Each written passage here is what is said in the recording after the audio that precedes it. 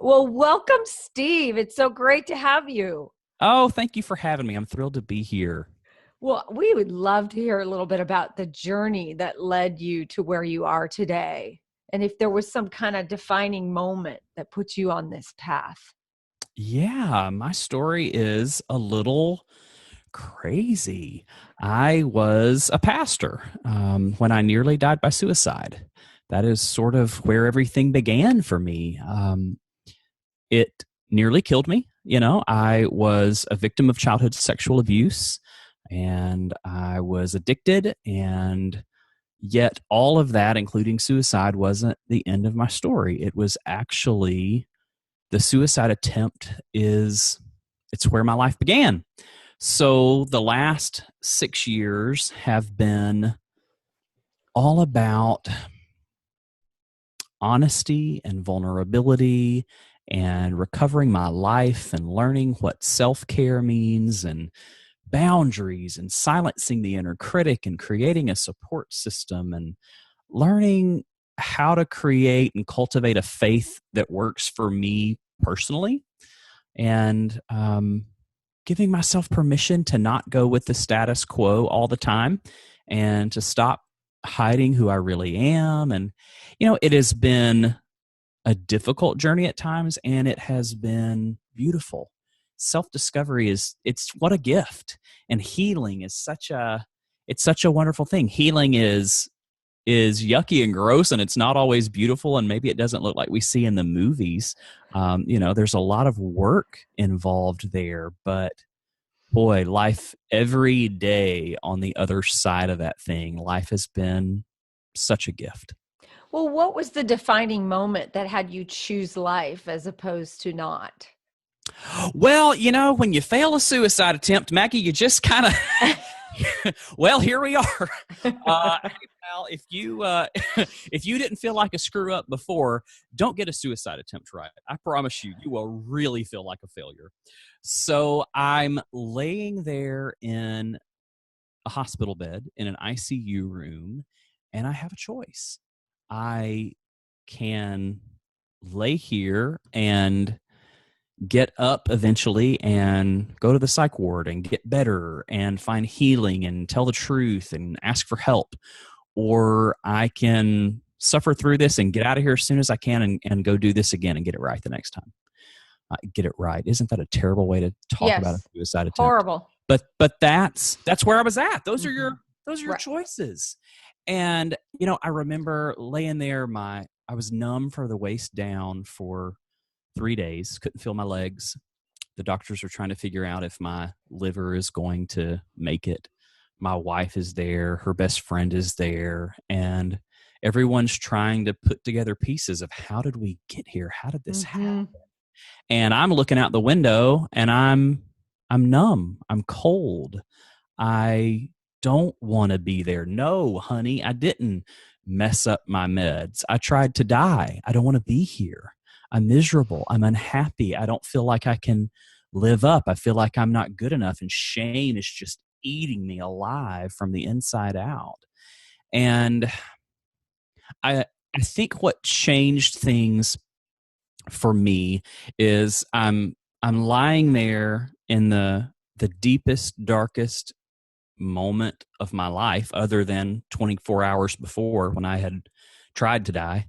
I'm in that bed, and I hear this inaudible voice whisper, "I'm not finished with you yet." And to have some kind of an encounter with the divine in the darkest night of my soul, for God to meet me there and basically say, "There's a better way. I'd like to show you a better way if you're open to that. It doesn't have to be this way." To sort of, folks who are familiar with the biblical story of the prodigal son, for God to come and meet you in the pig pen, in the mud, and say, "Come on home." Come on back. Let's do this right this time. I'm not giving up on you. Your life isn't over. You are not just the sum of all the mistakes you've ever made. There is so much more to life. it absolutely changed my life. But at the time, weren't you a pastor and doing well in your community and being of service, and people were engaged with you? I mean, you're very engaging, you're very personable. Weren't you in a place where you were successfully doing life? Yes and no. Or at I least on the looked outside, right? Yeah, Yeah. looked great from the outside. That's the thing about mental health, and it's the thing about the stigma around mental health. So people who hear my story, the biggest disservice that I do them is to say, boy, the last 6 years have been a lot of hard work and I'm better. Things are all good. That's not true. When you live with a diagnosed mental illness, when you fight the black dog of depression, as we call it, when you have PTSD and flashbacks from childhood sexual abuse and all these terrible things, there are days that it's still difficult. And so, but I didn't know any of that at the time. All I knew is in the world I grew up in this very conservative Christian, evangelical buckle of the Bible Belt in central Alabama, you had two choices. You could be Christian or you could be crazy, and you couldn't be both. You couldn't, if you couldn't take a magic Jesus pill and suddenly your life is all good and health and wealth and happiness and everything's great, if you couldn't do that, there was a problem with you. And so I didn't know that I had permission to go to counseling. Nobody ever talked about meditation. We didn't talk about things like self-care. It was faith. It was all about faith. It was all about praying a prayer of faith and miracles happening, and you having some miraculous healing. And that's the world I grew up in. Right. But there was no practical help. There was no permission to say, I am not okay. I need help. And so I had prescription meds from my doctor, and I would put them in my lunchbox, and I would go in the bathroom at the church, and I would lock the stall door behind me, and I would take my medication in the stall in the bathroom because I didn't want anybody to have any idea that I needed help for my mental health. And so that worked for a little while. I'm a very outgoing guy. I know how to work the crowd. I know how to entertain. I know how to educate. I can do all of that. I can be your biggest fan, your greatest cheerleader. I can make you feel great. And so I did do all of that. And from the outside, I'm leading worship and I'm teaching Bible studies. I'm doing all the things, and I'm dying on the inside because I don't know that I have permission to ask for help, to say there's more going on under the surface than just what you see outside with this smiling face. So even your wife was not aware? She was certainly aware that I was on medication, that I was dealing with major anxiety, that I was having nightmares and flashbacks. She knew that. She did not know that I wanted to die. She did not know the times that I'd be driving down the interstate and think I could just drive this thing into that overpass and people would think it was a mistake. No one would have thought Steve Austin would have tried to kill himself. No one. And so there's stigma around mental health, period. But when you are in faith communities, especially in the more traditional Christian world where people just don't have the education that they need, I think it's even worse. Yeah. Where it's God or nothing. Yeah. And don't reach out. You got this, and God has you. Yeah. Yeah. And our very narrow box of God, our brand of God, there's no supplementing. There's no anything else. It's our way or the highway. It's tough. So what kinds of things did you put into your life to reawaken and to just transform yourself? What tangible ways? Yeah. Once I was transferred from ICU to the Psych Ward, I stayed on the Psych Ward for a week. And for about the first 3 years, I would look back on that time in the Psych Ward and think, what a waste. What a joke. Here we are, adults, all of us at the end of our rope, or many of us at the end of our rope, really messed up. And we're doing things like making sure we get 8 hours of sleep, and we're taking a nap, and we're eating 3 meals, and we're having a snack, and we're sitting around and talking about our feelings, and if we're happy, sad, mad, or glad. Like, what is this? This insurance is paying for this? Are you kidding? We're cutting words out of magazines and gluing it on paper to try to talk about how we feel. This is like glorified vacation Bible school. What, it's arts and crafts. What are we doing? And it took me 3 or 4 years to realize they were teaching us the basics of self-care.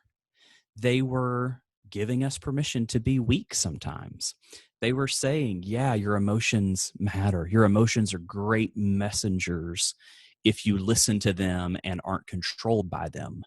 And you should tell people when you're hurting, and you should tell people when you're happy, sad, mad, and glad, and you should get good sleep, and you should eat well. You should do all of these basic things. So it started there, doing these very basic things. As soon as I got home, my wife chose to stay with me, against all sorts of advice. People said, man, he's a lost cause. He's lost it. You should leave and take your 1-year-old baby and go live with your parents and ditch him. And she refused to do that. She believed in this guy she knew me to be underneath all the pain and shame and secret keeping. And so we started marriage counseling, and I started individual therapy, and got my medications regulated, and cut way back on so much unnecessary busyness. I was a pastor. I was working a full-time job in a school system. I was running a photography business on the weekends. I had a radio show. I was so incredibly busy, but I didn't have to be doing all those things. I was just hustling for my worthiness. I was addicted to approval. And if you tell me I'm good enough because of these things I'm doing, maybe eventually I'll believe it, and maybe it'll be true. And I had to pull away from all of that stuff. Some of that stuff I didn't have a choice. The church is likely not going to hire you back. They're likely not going to keep you on board when you're in mental health crisis. And so I had to pull away from all those things and find my worth inside and find out who I was at my core. And so that's what these last 5 or 6 years have been, is learning that mistakes are great teachers, and so is suffering, and that I don't have to have it all figured out all the time, and that God lives in the gray areas and in mystery, and that it's who I am that counts, not what I do, that my worth is not found in job titles or projects or the next book, but that if I don't know that I am the beloved at the core of who I am, there's nothing I can do that will make that feel any different. Well, it's interesting because I think a lot of us live in this misperception of reality that anything and everything that we need to be happy and fulfilled is somewhere out there. Yeah, I can go get it somewhere. Mm-hmm. Yeah, if I just have that degree or that wife Yeah. or that car or that job, I'm going to be fine. And then most of us wake up and realize once we have that, we're not happy. Then we're in search of the next thing. Yeah. And and I mean, everything we need is inside. It's That's all right. there. And every That's right. answer to every question is already inside. But it is in the busyness that clouds over that. Oh, it is. Yeah. When we can't connect to that silence in between all that internal chatter and that internal dialogue, we fail to see the beauty of God or just whoever that is for you. Yeah. And be able to hear that in the silence. That's right. I have been reading about the reticular activator. You want to nerd out for a minute? The reticular activator. I've never heard of this before in my life. And I'm talking to my boss, who is a dear friend of mine, and she's been a mentor for about 10 years. And she said, what do you know about the reticular activator? I don't know anything about what? A reticular what? And so in a nutshell, it's this piece of your brain that filters out all the unnecessary stuff. Or the opposite side of that coin, it's the piece of your brain that notices things. So you don't notice all the little red convertibles on the road until you go by that little red convertible. And suddenly, oh my gosh, look at all these little red convertibles. And it's the reticular activator that's doing that.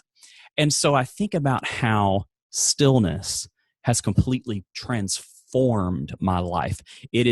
Stillness is my prayer time now. Where used to, for me, the way I was raised, prayer was this sort of heavenly to-do list that you would give to God. Hey, God, I'd like for you to do this, this, this, and God's sort of your do boy. If you could take care of all those things, that'd be great. Amen.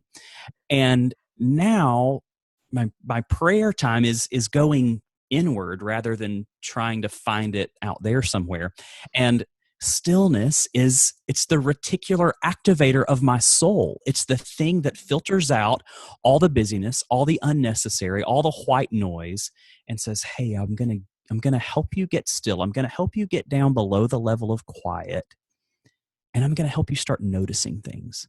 I'm going to help you start listening to the needs that you have and the answers that you have, and let you start finding those things inside of you as you regularly have this stillness practice. So that's one of the things that's absolutely changed my life.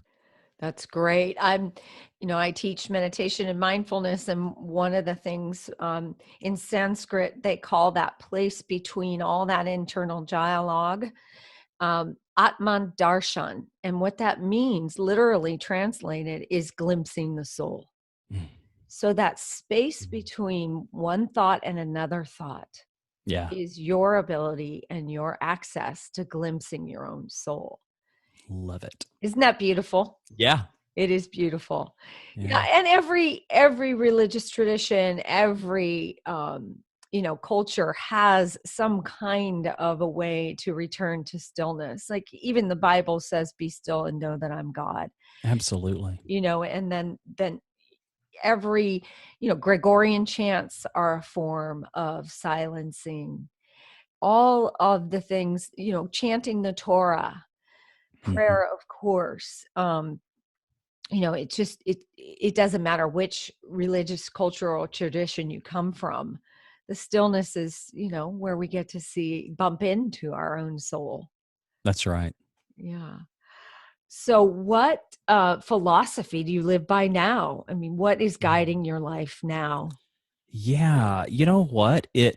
For a while, because of church hurts and spiritual abuse and just toxic religious environments that I was raised in, I stepped away from it all for a while and just said, you know what? I don't know that I buy any of it. And if the way these people that I see living, if that's what it means to be a Christian, I don't want to be one. And it was a real grieving process, and I went through a lot of anger. And now I'm on the other side of that, and I've come back to Jesus. Jesus is still at the center of my life, but I think today it's the real Jesus, at least as I see him. It is not the Jesus that we necessarily hear preached on Sunday mornings, but it's this message of unconditional love, that underdogs are welcome, that everyone is welcome, that there's space at the table for everyone, that life is really messy and can be painful, and life is suffering, but that grace is messy, and that you belong exactly as you are, that God, Brennan Manning says, God loves you as you are.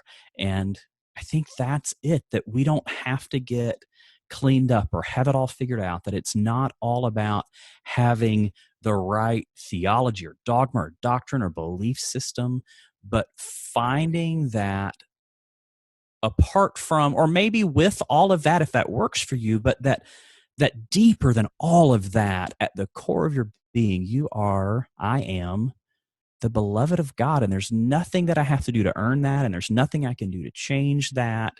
And sort of like we were talking about earlier, instead of looking out here and up there, and God is up there and I am down here and we are separate, I find God on the inside, and I'm learning so much about God from so many other traditions and so many other people. I think about, when I sort of think about this all that is God, I think about a puzzle. So we have this puzzle table at work, and they do these 1,000-piece puzzles. And I'm not a big puzzle guy, but my coworkers during breaks will sit down and they work together and they build these 1,000-piece puzzles during their breaks over the course of a couple of weeks.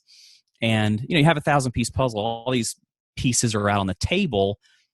I can't really tell what that is, but as we start getting 100 pieces together and 200 and 500, it really starts coming together and you start seeing this beautiful picture. And for me, that's a lot of what spirituality is.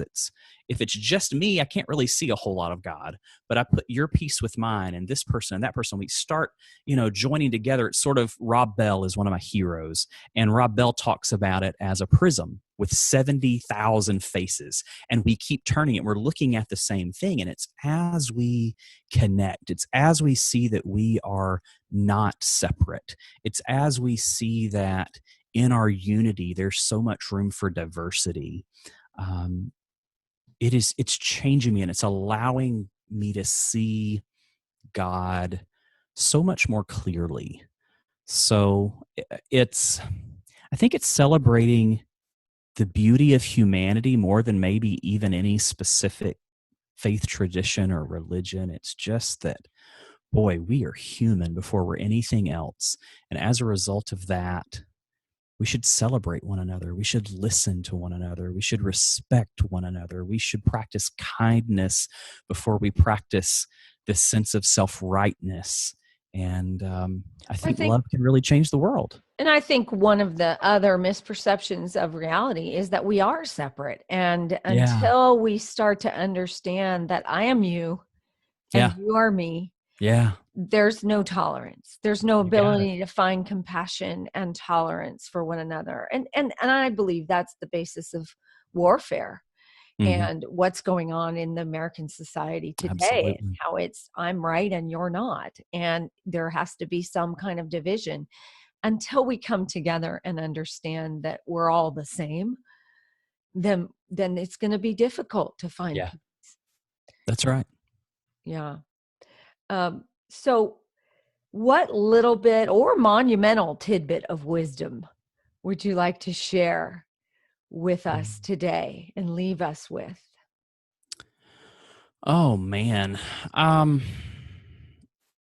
tell you one. I'll tell you a favorite lesson of mine from my granddad. So my granddad just died back in February. And if there's anyone who has influenced my life more than really anyone else, it would be him. And he taught me lots of things. He taught me to be my own man. And he taught me that faith is personal. And he taught me a lot of things. But one of my favorite lessons from my granddad is to saucer and blow it. So in our family, coffee is this just perfectly acceptable drink from the time you can walk. If you can walk, you can have coffee. And they drink coffee at my grandparents' house all day long from dawn till dusk. And I can remember there being times growing up. I don't know if this happens at anybody else's house, but at my grandparents' house, you've got the saucer, you've got the cup. The cup is sitting there in the saucer. And if you're just dying for that first drink of coffee of the day, but it's so hot that you just can't do it yet, then it's absolutely fine to hold the saucer in one hand, take the mug in the other, and pour some of that coffee out into that saucer and blow on it, right? So you blow on the coffee, that little thin layer of coffee, and you allow it to cool down, and you just slurp it down. And so it's saucer and blow it. And so this lesson, this great memory, this weird, peculiar thing that my family does if you just can't wait for that coffee, it's translated into my life. And I think through lessons that I've learned, whether it was giving up a college scholarship to pursue ministry, or breaking up with my first fiance, or becoming an interpreter, or starting a photography business, or recovering from a suicide attempt like we've talked about today, anytime that I have faced a really difficult decision and I'm stressed out and I'm not sure which way to go, I would call my granddad and he would say, "Stevie, it sounds like you need to saucer and blow it. It sounds like you need to give it time.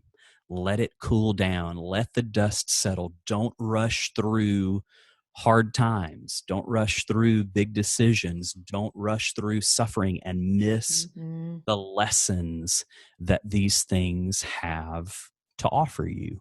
So saucer and blow it. Oh, that's beautiful. I love that. Yeah. I really am a firm believer in just allowing yourself to dwell in the difficulty Mm-hmm. because that's where the lesson is. Oh, yeah. If Yeah. life was perfect, none of us would grow. And That's right. also, you touched on it earlier, very, very beginning of our talk was you talked a little bit about vulnerability. I think it's key. Unless Mm-hmm. we allow ourselves to be vulnerable, it's very difficult to really get that whole idea that I am you and you are me. Mm. Until I Yeah. can relate to your suffering or your difficulty, I can't realize that I'm just as human as you are. That's right. Yeah, it is. I shared a blog several weeks ago now on my site about the one difference in secret keepers and storytellers. So I think the one difference, because I lived for 28, 29 years as a secret keeper, scared to death for anybody to know who I really was underneath all that performing. And the one difference now, looking back after 6 years of lots of therapy and lots of honesty, I think the one difference in being a secret keeper or being a storyteller is finding the courage to own your story. Tell your truth. You don't want to be a secret keeper anymore. They're eating you alive. They're eroding your insides like battery acid. Tell somebody. If you can't tell your mom or your partner, hire a professional. Go see a counselor. Go to confession. Do what you got to do, but get that thing out of you so that you own your story and it doesn't own you anymore. Exactly. Mhm. Exactly. I mean, you learned it a very difficult way, Yeah. right? And I agree with you about the conversation about mental illness and the stigma around it. And it would be so wonderful if our society was more tolerant of people, anybody who's different, Yep. different in whatever capacity, whether it's Absolutely. mental illness or skin color or speech impediment or whatever it is. Yep. But then again, that goes back to that whole idea that, if you can't understand that I am you and you are me, Mhm. it's difficult to find It is. tolerance and I compassion. think it goes back even larger than that. I think it's a conversation about fear. It's a conversation about fear and love. My friend Ed Bacon wrote this wonderful book, 8 Habits of Love. And it's all about you have this choice if you can live in the house of fear or you can live in the house of love. And I think our number one problem today in our culture, especially Western American culture, is that we're afraid. I'm afraid of anyone that doesn't look like me, dress like me, vote like me, pray like me, have sex like me. I'm afraid of anyone who's different from me so much that I'll put up a wall to keep them out. I'll lock them in jail. I'll shoot them down. We see this fear leads to violence so Hmm. much. I think it's a huge trigger for all the violence that we see today. No, I agree. I agree. Yeah, And it's also what heartbreaking. kept you from sharing your own hurt, right? You better And believe it. what keeps most of us from sharing ourselves is the Hmm. fear of being judged or criticized or what have you, not being Yeah, accepted for whatever reason that that's is. right. Yeah. Oh, it's been an absolute pleasure to be with you today, Steve. Oh, same, Maggie. Thank you so much. And where can we learn more about you or some of our listeners be able to get in touch with you? Yeah, the easiest way to connect with me is by going to my website, which is iamsteveaustin.com. I have a new book coming out in October. They can find out all about that there at the website. You can find all my social media links, follow my blog. I have a podcast of my own, the Ask Steve Austin podcast, and the links to all of those projects are there at iamsteveaustin.com. Well, tell me a little bit about your book before we let you go. Sure. Yeah, I would love to. So it's come out this fall. Looks like late October. Not totally certain on the date yet, but looks like late October. And the book is called Catching Your Breath, The Sacred Journey from Chaos to Calm. So it is a book that is all about, in the midst of chaos, slowing down, finding calm, learning how to experience new levels of freedom and strength and healing and energy.